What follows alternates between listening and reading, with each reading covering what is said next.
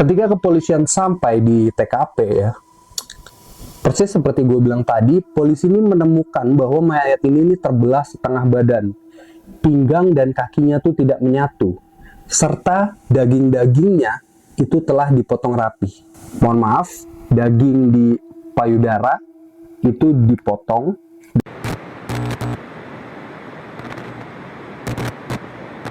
Halo, selamat datang kembali di Jam 8 Worldwide. Kali ini bersama gue, Irfan Rapsodi, selaku rekan yang bertugas, kembali menemani kalian di Oh gitu ya, bos. Nah, untuk hari ini, seperti biasa ya, gue akan memberikan ya satu cerita yang menemani kalian ketika gundah gulana, sedang diterpa musibah, atau mungkin tidak sengaja menginjak ranjau paku, bahkan ketika Anda sedang rebahan sembari menatap langit-langit sambil bertanya kepada diri sendiri, aku ini siapa? Nah, untuk cerita hari ini nih, itu menurut gue lumayan mengerikan ya.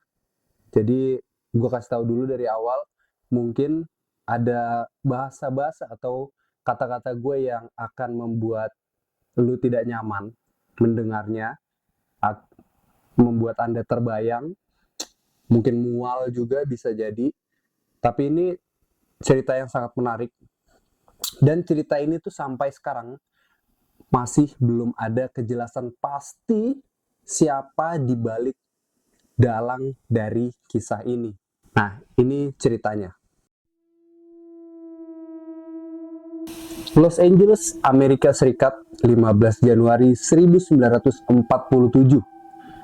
Betty Bersinger, seorang wanita muda, ibu muda, sedang membawa anaknya nih berjalan-jalan nih di Norton Avenue, LA. Nah, ketika sedang membawa anaknya berjalan-jalan nih di seputaran Norton Avenue, dia nih melihat sesuatu yang bentuknya seperti manekin tergeletak di pinggir jalan, tepatnya di lahan kosong yang ada di pinggir jalan.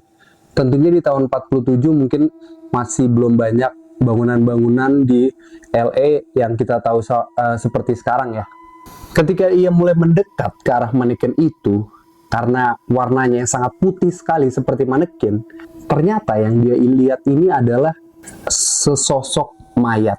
Mayatnya ini itu badannya itu terbelah menjadi dua.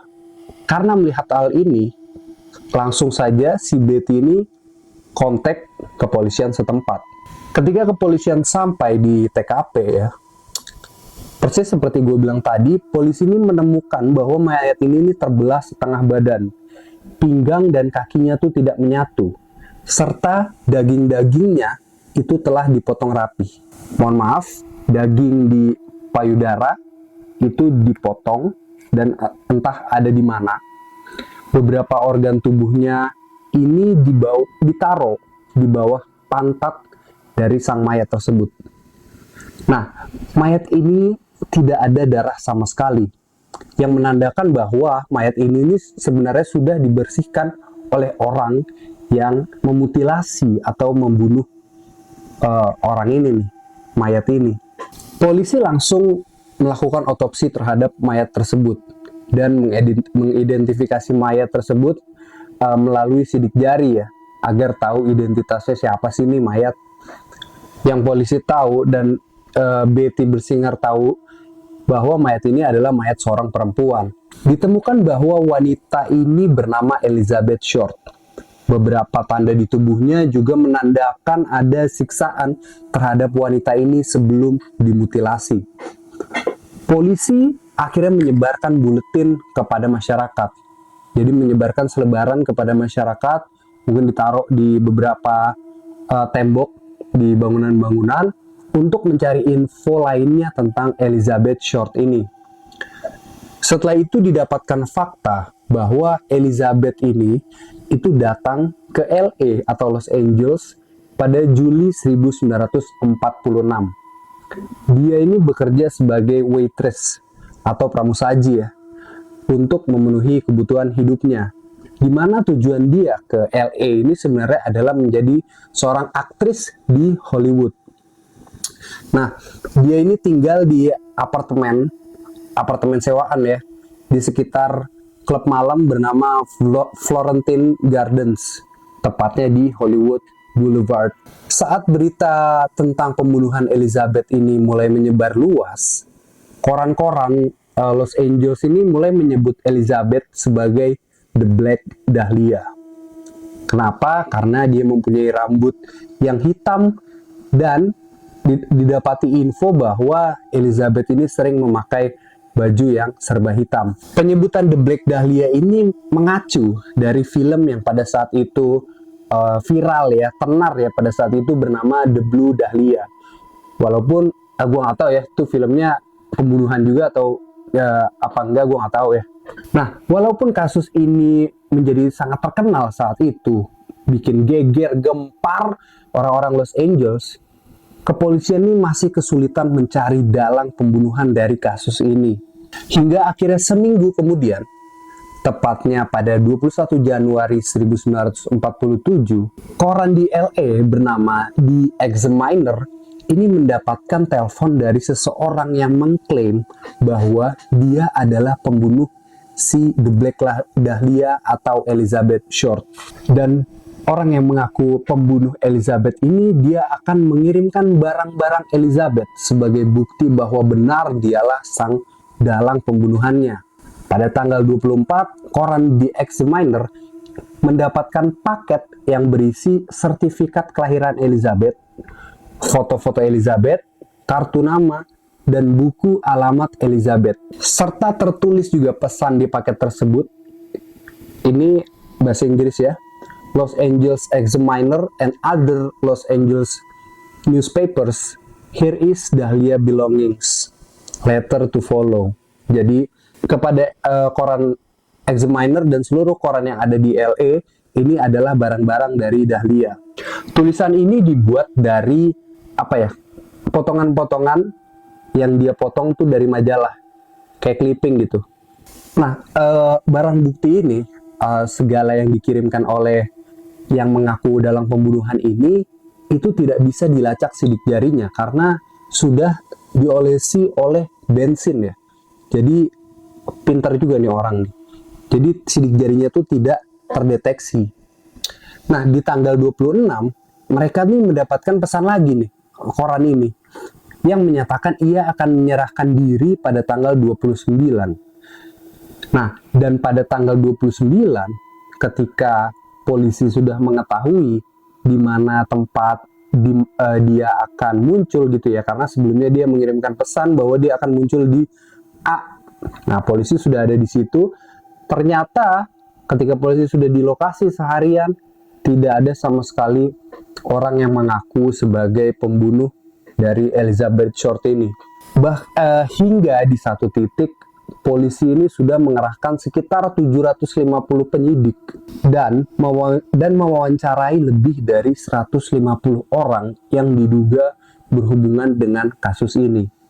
Serta penyidik polisi ini juga sudah menghubungi 75 orang yang ada di buku teleponnya Elizabeth Short, dan kebanyakan mereka mengaku mereka mengenal Elizabeth Short ini untuk waktu yang sebentar doang. Jadi bukan teman lama, bukannya cuma sekedar ya mungkin teman kencan atau gimana gitu ya. Jadi cuma sebentar doang, nggak ada yang benar-benar punya hubungan yang intim dengan Elizabeth Short. Kepolisian mendengarkan lebih dari 60 pengakuan saat investigasi berlangsung, tetapi tak ada satupun yang valid. Sejak saat itu tuh, ada sekitar 500-an orang yang mengaku sebagai pembunuh dari Elizabeth Short, tetapi tak ada satupun yang ditangkap. Nah, waktu berlalu dari tahun 1947 hingga sampai sekarang ini, kasus ini tetap mengambang. Banyak yang menduga nih ya, Black Dahlia atau Elizabeth Short ini dibunuh oleh orang yang tak dikenal saat berjalan sendirian pada malam hari. Ada yang bilang dibunuh oleh teman kencannya. Jadi banyak konspirasi serta teori-teori yang belum tentu kebenarannya dibuat oleh masyarakat. Ya iyalah, udah pasti orang kasusnya mengambang gitu aja, otomatis masyarakat kan mikirnya wah ini pasti karena ini nih, karena ini nih. Wajar lah ya, kita juga kayak gitu kalau misalnya ada kasus yang mengambang nih, pasti kan kemana-mana gitu mikirnya kan. Dan hingga sekarang kasus The Black Dahlia Murder ini masih dibuka. Nah, ini ada satu fakta menarik. Di tahun 1999, setelah ayahnya wafat, seorang pensiunan detektif bernama Steve Hodel ini sedang merapihkan barang-barang milik ayahnya yang sudah tiada.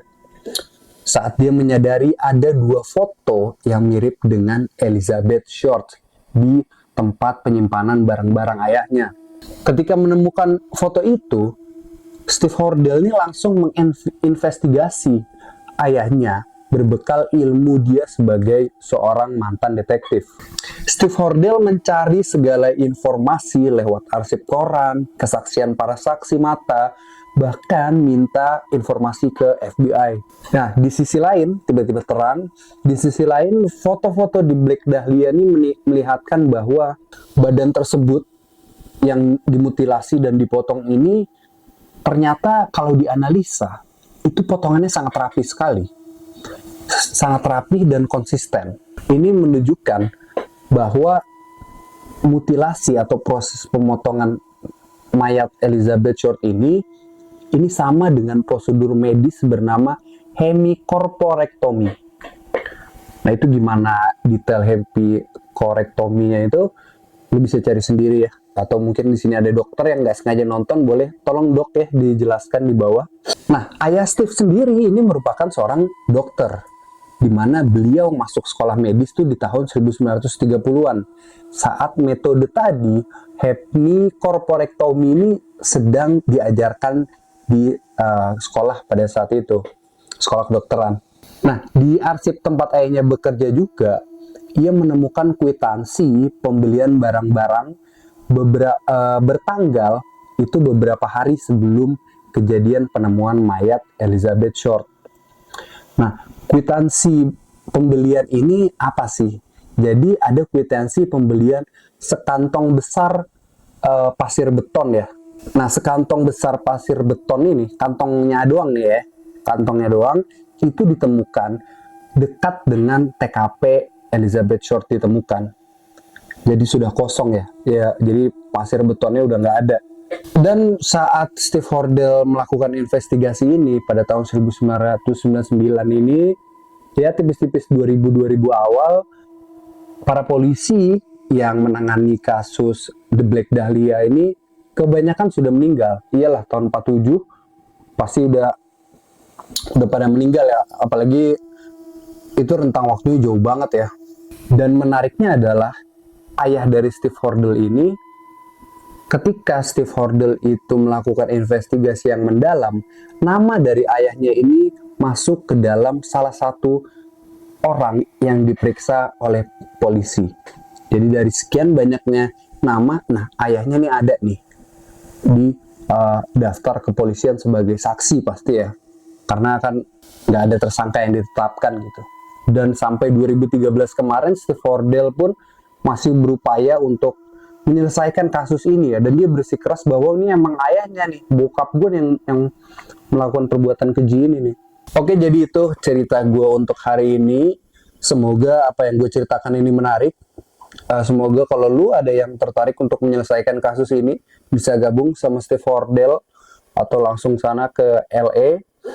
Kalau misalnya ada salah kata atau ada yang harus ditambahkan dari cerita gue saat kali ini, boleh tulis di kolom komentar. Terakhir dari gue, salam perdamaian.